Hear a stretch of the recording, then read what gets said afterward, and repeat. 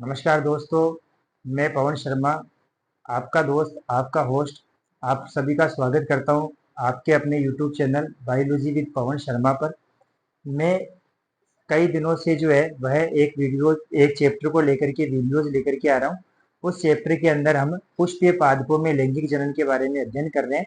उनमें मैंने आपको 3 या 4 वीडियोज प्रोवाइड करवा दिए हैं। लास्ट वीडियो के अंदर हमने जो है वह पुंकेसर के अंतर्गत पाए जाने वाले परागकोश और परागकोश के अंदर पाई जाने वाली जो पालियां हैं उस पालियों के बारे में हमने देखा था।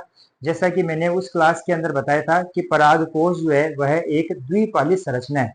उस द्विपाली संरचना के अंतर्गत जो प्रत्येक पाली है उस प्रत्येक पाली के अंदर 2 कोष्ठ पाए जाते हैं और इस प्रकार से दोनों पालियों के अंदर टोटल 4 कोष्ठ पाए जाते हैं। उन्हीं 4 कोष्ठ के बारे में अपन इसमें थोड़ा सा और बढ़िया तरीके से समझने की कोशिश करते हैं।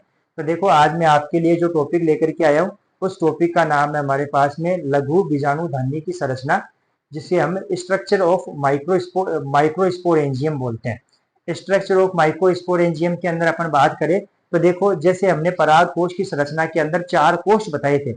4 कोष्ठ में ये पहला कोष्ठ, ये दूसरा कोष्ठ, ऐसे तीसरा कोष्ठ, ये चौथा कोष्ठ, ऐसे करके पराग कोश के अंदर टोटल 4 कोष्ठ पाए जाते हैं।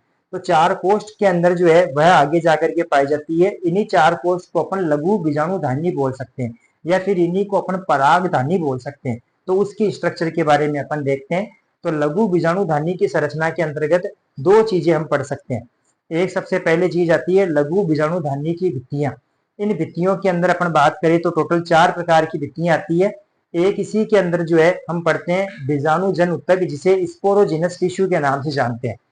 इस डायग्राम के अंदर देखिए, जैसे कि देखना चाहें अपन, सबसे बाहर की तरफ जो लाइनिंग दिखाई दे रही है उस लाइनिंग को हम बोल सकते हैं बाह्य त्वचा। इसी बाह्य त्वचा को हम एपिडर्मिस के बोल सकते हैं। तो अपन पहले सबसे पहले ये जो 4 भित्तियां हैं उन 4 भित्तियों के अंदर देख रहे हैं। उस 4 भित्तियों के अंदर सबसे बाहर वाली भित्ति जो है उसे हम बाह्य त्वचा या फिर एपिडर्मिस कहते हैं। तो सबसे बाहरी परत है, पहली लाइन तो ये है। फिर उसके बाद में यह एकल सुरक्षात्मक परत है। यह सुरक्षात्मक परत जो है वह लघु बीजाणुधानियों को सुरक्षा प्रदान करने का कार्य करती है।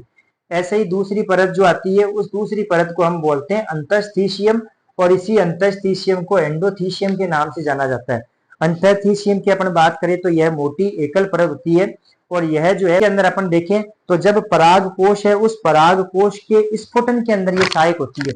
स्फुटन का मतलब पराग कोश को फटने में सहायता प्रदान करने का कार्य करती है। ये जब पराग कोश फटेंगे तो इन पराग कोश के अंदर से लघु बीजाणुधानियां बाहर निकलती है और इन्हीं लघु बीजाणुधानियों के अंदर जो है वो लघु बीजाणु पाए जाते हैं। तो ये लघु बीजाणु बाहर निकलते हैं और वही लघु बीजाणु आगे जाकर के परागकण का निर्माण करते हैं। तो यह मोटी एकल परत है जो पराग कोश के स्फुटन में सहायक है। स्फुटन का मतलब पराग कोश को फोड़ने में सहायक है।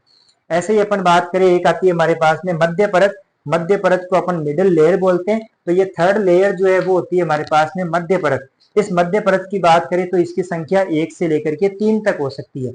और मध्य परत जो होती है वह जो कोशिकाएं होती है वह कोशिकाएं नष्ट होकर के जो टेपिटम है, जिसे हम परागकोश, ये लघु बीजाणुधानी के अंदर पाए जाने वाली चौथी परत बोल रहे हैं, चौथी भित्ति बोल रहे हैं, उस टेपिटम को पोषक तत्वों की आपूर्ति प्रदान करने का कार्य करती है।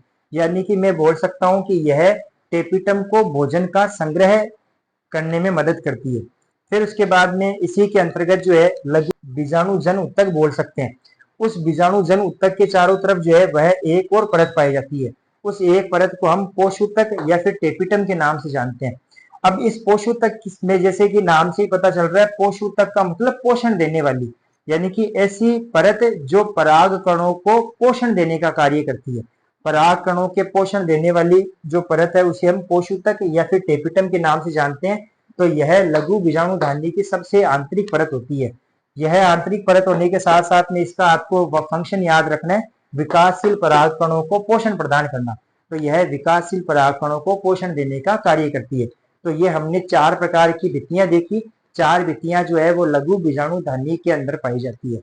उस भित्तियों के बाद में एक आता है हमारे पास में बीजाणुजन ऊतक। इसी बीजाणुजन ऊतक को हम स्पोरोजिनस टिश्यू बोलते हैं। इस स्पोरोजिनस टिश्यू के अंतर्गत अपन बात करें तो इसी स्पोरोजिनस टिश्यू के अंदर खूब सारी कोशिकाएं पाई जाती है। वो सारी कोशिकाएं एक समान दिखाई देती है और एक समान दिखाई देने के कारण उसको हम सहजातीय कोशिकाएं बोल सकते हैं। और ये सहजातीय कोशिकाएं जो है वो सुव्यवस्थित प्रकार से अरेंज होती है, और जितनी भी कोशिकाएं पाई जाती है वो सारी की सारी द्विगुणित होती है। द्विगुणित का मतलब उनके अंदर क्रोमोसोम की संख्या है वो 2n होती है। ठीक है, तो ये कोशिकाओं का समूह पाया जाता है, यानी कि घने सुव्यवस्थित और सहजातीय द्विगुणित कोशिकाओं का समूह आपस में मिलकर के बीजाणु जन ऊतक का निर्माण करता है। ठीक है, तो इस बीजाणु जन ऊतक के अंदर जो प्रत्येक कोशिका है उस प्रत्येक कोशिका को अपन बोल सकते हैं पराग मात्र कोशिका या फिर पोलन मदर सेल। ऐसे ही इसी प्रत्येक कोशिका को इसके अलावा अपन बोल सकते हैं लघु बीजाणु मात्र कोशिका या फिर, ठीक है, तो ऐसे करके इसके दो नाम है। तो एक तो पराग मात्र कोशिका पाई जाती है, उसके अलावा लघु बीजाणु मात्र कोशिका पाई जाती है। इन्हीं लघु बीजाणु मात्र कोशिकाओं में जब अर्धसूत्री विभाजन की प्रक्रिया होती है, उस अर्धसूत्री विभाजन के द्वारा लघु बीजाणुओं का निर्माण होता है, और यही लघु बीजाणु आगे जाकर के पराग कणों का निर्माण करते हैं। तो इस क्लास के अंदर मैंने आपको बताया लघु बीजाणु धानी की संरचना के बारे में। फिर अगली क्लास के अंदर हम लघु बीजाणु जनन, किस प्रकार से पराग कणों का निर्माण होता है, किस प्रकार से पराग कणों के अंतर्गत दो प्रकार के आवरण पाए जाते हैं, वह आवरण किसके बने होते हैं, इसके बारे में अध्ययन करते हैं। यदि आपको हमारी क्लास पसंद आ रही है तो आप क्लास को लाइक, कमेंट और सब्सक्राइब करना ना भूले।